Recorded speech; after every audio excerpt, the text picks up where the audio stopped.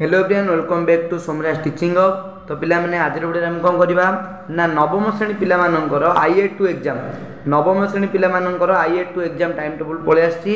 तो देखो IAT exam रे हम टाइम टेबल को डिस्कशन करवा। तो चलते वीडियो को स्टार्ट करवा। तो देखो ता पूर्व कहि रखे जे माने पर्यंत हम चैनल को सब्सक्राइब करना एबे ही सब्सक्राइब करी ऑल क्लिक कर दियंतु कारण तुमनकर एग्जाम रिलेटेड एवं इंपोर्टेंट क्वेश्चन सब किछि तुमनको ए चैनल रे देखिया को मिलिबो। तो देखो तुमनकर एग्जाम स्टार्ट होछि केबे ना 1 तारिख रु होछि 1/9 माने सेप्टेम्बर 1 रु स्टार्ट होछि।